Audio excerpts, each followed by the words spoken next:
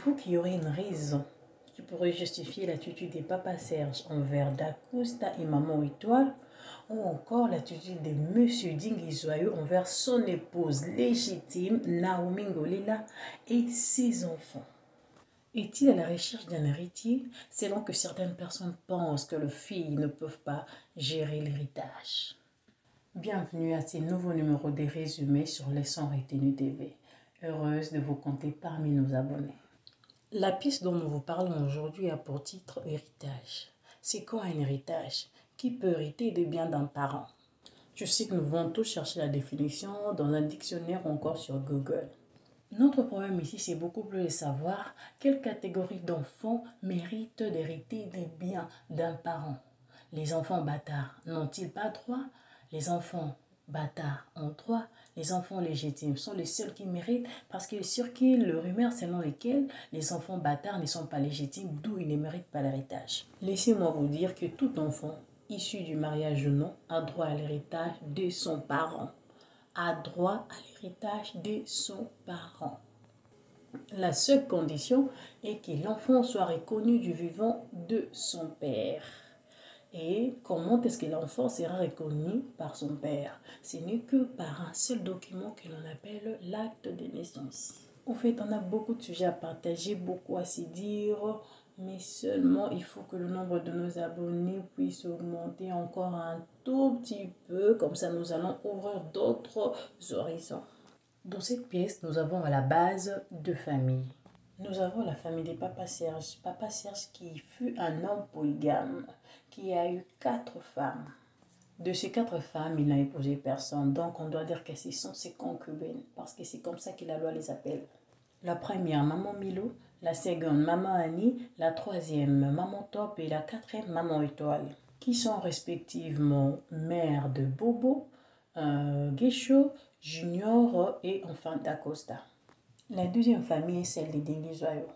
Dinguizoyo, époux de Naomi Ngolela, civilement et coutumièrement mariés. Ensemble, ils ont 2 filles, Eunice et Rose. Dinguizoyo, fils de Marie-Jeanne, et Naomi Ngolela, fille de Papa Ibutu, qui a une petite sœur du nom de Maria. Maria a un fils avec Ronel. Et qu'est-ce qui se passe dans cette histoire?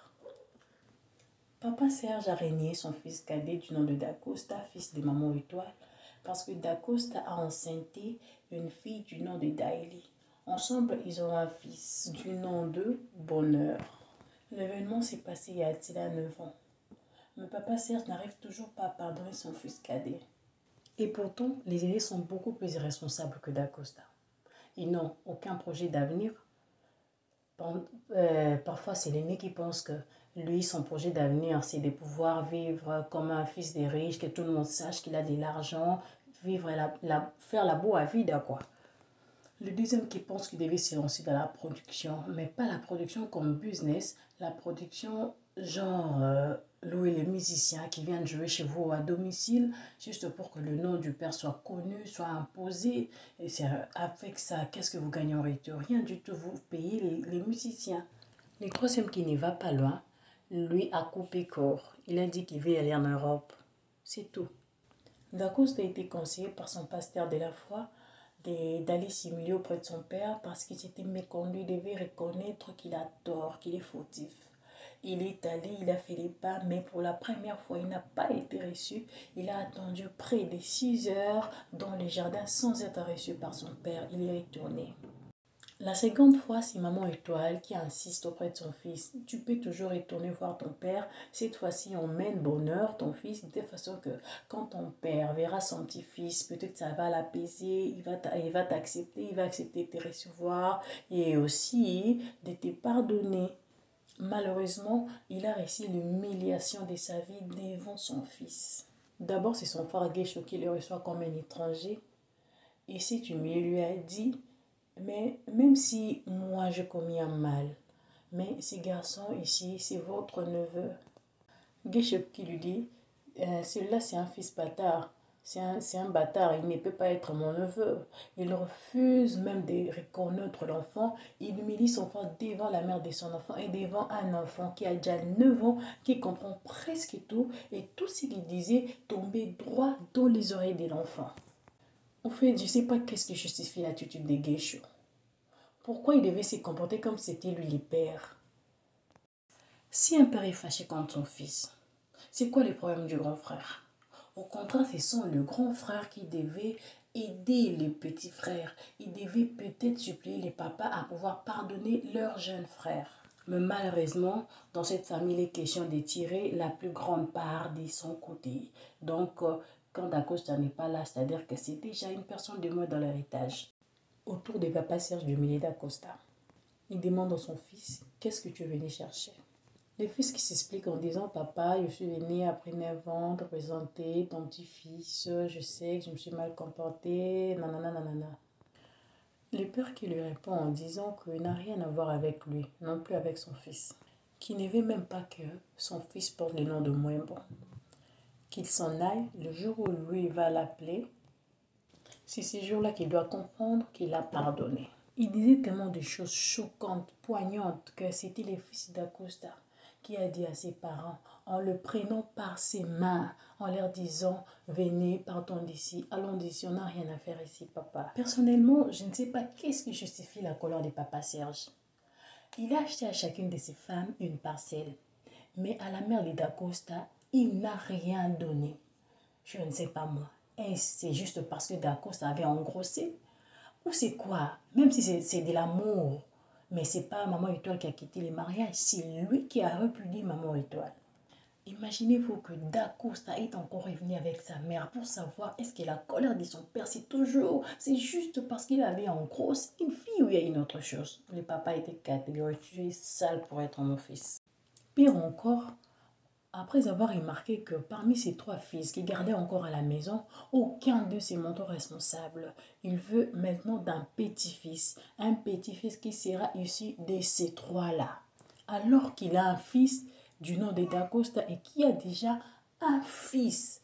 C'est-à-dire qu'il a déjà un petit-fils. Je ne sais pas moi si c'était la honte, parce qu'il avait déjà chassé Dacosta, il ne savait plus recourir à Dacosta, parce que lui-même disait qu'il était parmi les fils, il était le fils le plus intelligent. Gingo Mbena, des avocats de Papa Serge, est allé signaler Geisho que leur père avait besoin d'un fils qui avait déjà un fils, pour que ce fils-là soit aussi inclus dans le testament. Selon Papa Serge, un fils qui a déjà un enfant semble être responsable parce qu'il a déjà quelqu'un à sa charge.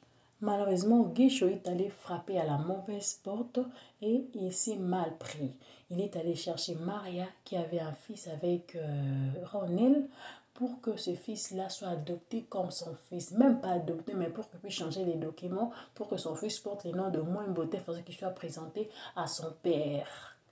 Malheureusement pour lui, l'autre avocat du nom de Vinny était l'oncle du fils qu'ils ont voulu présenter comme étant celui de Geisho, c'est-à-dire qu'il est le cousin de Ronel. Ronel n'a pas laissé ça comme ça. Il est allé jusque chez Geisho dénoncer et mettre Geisho en garde. Malheureusement pour Geisho, une fois de plus, son père était là. Au fait, Ronel, c'est un père irresponsable qui s'habille bien, mais pour que son fils soit bien habillé, il fallait que la sœur de la mère de son fils puisse envoyer des habits ou encore de l'argent. Lorsque vous gagnez 100 dollars, vous ne pouvez pas donner 2000 francs à votre enfant. Vous vous habillez en Versace alors que votre fils n'a rien apporté. C'est pas logique, c'est pas normal. Ça fait partie des raisons qui ont poussé Maria à céder l'enfant à un autre père.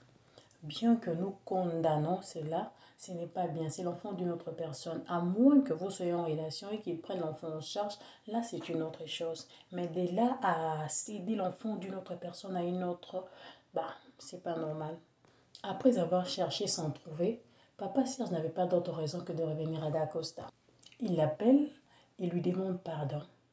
Et il pose la question si il a pardonné. Dacosta lui dit qu'il n'y a pas de place pour le pardon, parce qu'il n'a jamais été fâché contre lui. Il demande le projet qu'à Dacosta. Dacosta lui dit, je vais finir mes études parce qu'après avoir enceinté, Tu m'as rejeté, je me suis battue à ma manière pour pouvoir étudier, mais malheureusement, je n'ai pas pu finir le cycle de graduat parce qu'il y avait beaucoup de frais, des frais de directeur, il y a des travaux à multiplier, c'est beaucoup de choses vraiment. Voilà pourquoi j'avais arrêté. Donc, je vais juste finir mes études. Il lui demande à part ça. Il lui dit non, je ne veux rien d'autre. Je ne veux pas dépendre de qui que ce soit. Je ne veux pas hériter des choses. Je ne veux pas de ton héritage. Je ne veux pas des choses qui viennent de toi que je ne sache pas chercher. Il est préférable que je puisse étudier ainsi. Je saurais m'y prendre, m'en sortir par moi-même. Et je comprends ta colère parce que moi, quand j'ai un fils, j'ai compris que je ne devais pas me comporter de la sorte parce que je voudrais que mon enfant soit responsable. Je comprends ta colère. Et j'ai aimé l'attitude d'Acosta lorsque papa Serge a voulu le prendre dans ses bras. Il a boudé. Il a boudé et c'est à ça que je m'attendais. On ne peut pas rejeter quelqu'un comme ça. Tu fais mal à une personne et tu reviens comme si de rien n'était. Dinguijoyo quitte l'Europe où il laisse sa femme et ses enfants pour venir travailler au Congo. Arrivé au Congo, Dinguijoyo s'y trouve une concubine du nom de Maman Esther, qui a comme petit frère Pierrot. Naomi et ses enfants quittent l'Europe pour surprendre Dinguijoyo au Congo. Malheureusement, à leur arrivée à la maison, ils trouvent Dinguijoyo avec une autre femme. Et cette femme avait déjà placé les photos partout pour marquer les territoires. Face à ses enfants et à sa femme, que faire? Il demande à son épouse de se calmer, de lui faire confiance. Il sait ce qu'il fait, qu'elle soit calme pour gérer la tête des enfants. Il ne faut pas qu'on puisse trouver les enfants, soit calme. Alors qu'ils ont un enfant qui a déjà l'âge de presque tout comprendre parce qu'elle voyait déjà les photos et puis la concubine n'arrêtait pas d'appeler chérie devant les enfants alors qu'elle savait que les enfants étaient là. Donc c'est-à-dire qu'elle voulait vraiment marquer les territoires. Après cela, il demande à sa femme et ses enfants d'aller vivre ailleurs parce qu'ils ne peuvent pas vivre dans la même maison avec maman Esther pour garder la tête des enfants. Donc c'est sa raison principale selon lui quoi. Naomi s'est sentie rabaissée, rejetée, et il a senti que ses enfants étaient rejetés. Mais selon elle, elle n'avait pas d'autre choix que de quitter pour garder la tête de ses enfants, pour garder la psychologie de ses enfants calme. Elle a accepté d'aller vivre ailleurs. À mon avis, avant que Naomi n'accepte d'aller vivre ailleurs avec ses enfants, il fallait convoquer maman Marie-Jeanne, il fallait convoquer papa Eboto, que la famille puisse siéger, que tout puisse être dit au clair. Ils sont déjà mal partis. Elle ne peut pas sortir. C'est comme si elle sortait de sa maison de mariage. Mais les enfants ont insisté pour vivre au même endroit que leur père. Ils ont vraiment insisté. Comment tu peux nous mettre dehors alors que toi tu es ici? Non, on ne peut pas vivre ailleurs, on va vivre avec toi ici. Mais les climats entre les enfants et maman Esther n'étaient pas bons. Elle maltraitait les enfants. Elle maltraitait les enfants. Heureusement que la belle-mère était là, maman Marie-Jeanne Bololé était là. Elle faisait quand même quelque chose pour protéger les enfants. C'était imprudent pour Naomi de laisser ses enfants vivre avec la concubine de leur père et c'est irresponsable de la part de Dinguijoyo de laisser ses enfants vivre avec maman Esther parce qu'il est conscient que maman Esther n'aime pas ses enfants. Après cela, Naomi décide de retourner en Europe avec ses enfants.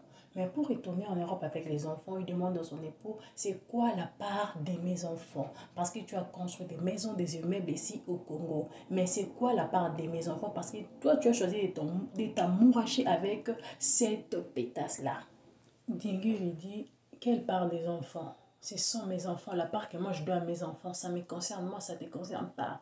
Il se fâche même, il dit à sa femme, donc toi tu es venu là, tu t'es venu ici, donc tu es là pour le matériel, donc tu veux monter mes enfants contre moi. Est-ce que moi je me suis séparée de mes enfants? Est-ce que je t'ai rejeté? Je t'ai mis dans de bonnes conditions. La femme lui dit, tu m'as mis dans de bonnes conditions ou tu m'as mis dans une chambre climatisée. C'est toi qui vis ici dans de bonnes conditions avec ta concubine. Il impose même à Naomi de retourner en Europe avec les enfants. Naomi a décidé de retourner en Europe avec ses enfants parce qu'elle doit finir l'année scolaire. Lorsque Dinguijoyo a demandé à sa femme et à ses enfants d'aller vivre ailleurs, maman Esther ne lui avait pas encore annoncé qu'elle était enceinte d'un garçon. Si au moins maman Esther était riche, on aurait compris que c'est par intérêt qu'il est avec maman Esther. Mais ce n'est pas le cas. Et je crois que Naomi n'était pas celle qui devait laisser sa maison. C'est sa maison. Ils sont légalement mariés. C'est sa maison. C'est la maison de ses enfants. Pour une concubine. Non, non, non, non, non, non. Je ne comprends pas ça. Naomi a les droits de porter plainte.